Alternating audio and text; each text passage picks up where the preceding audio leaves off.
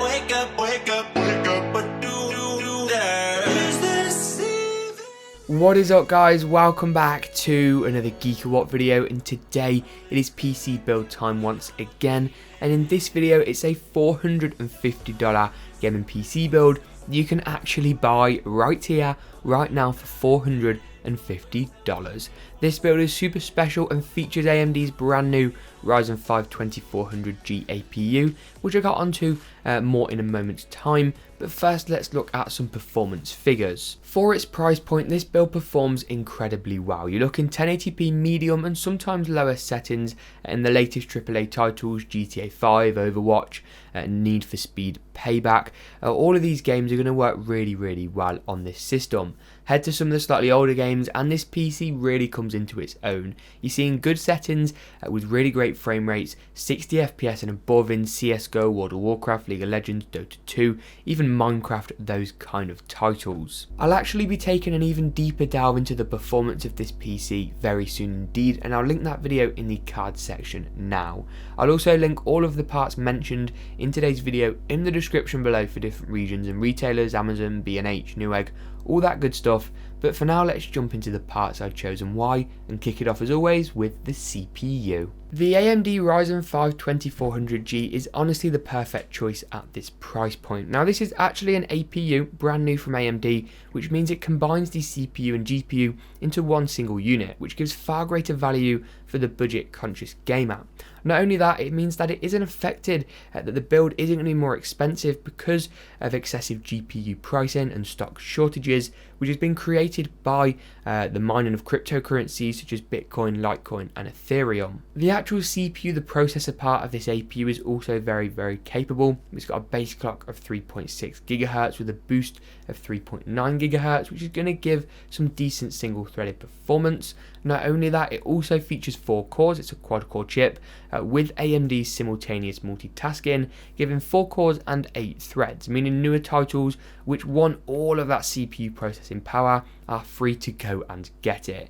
The CPU just strikes a superb balance between the two in my opinion. Finally, the CPU also has a super low TDP of just 65 watts, which means it runs very cool and efficiently, far more cool and far more efficiently than a separate CPU and GPU might do in this situation. It also comes included with a superb stock cooler, which is going to keep the chip nice and cool and save you money without having to buy an aftermarket unit, such as the Hyper 212 Evo from Cooler Master. For the motherboard in this build, I went for ASUS Prime B350M-E. Now, you can drop down a bit here if you do want to lose some functionality and some design. However, this would be my recommended unit.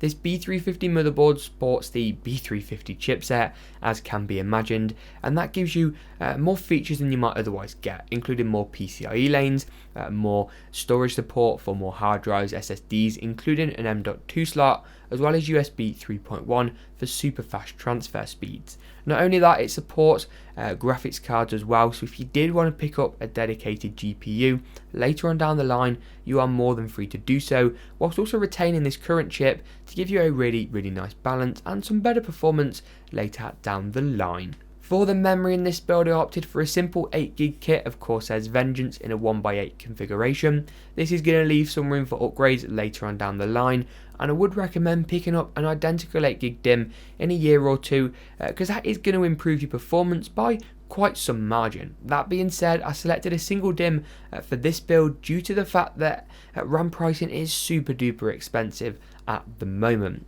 It's also worth noting that I went for a 3000 MHz kit here, and you do want to get slightly faster RAM when using APUs, as normally a graphics chip would have its own fast dedicated memory, and that's not the case in a build that features an APU. That being said, this RAM is a really great choice. For the storage in this build, for the hard drive, I opted for Seagate's Barracuda.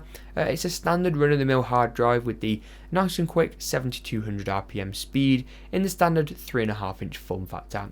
It isn't going to excel in terms of speed, and it isn't going to be faster than a solid state drive and SSD, and that's completely understandable. However, this is a super budget oriented build, and I wanted to try and get the best possible value, and spending $100 or $120 on an SSD with maybe like a quarter of the 1TB capacity boasted by this hard drive would not have been an effective way to spend this build's budget.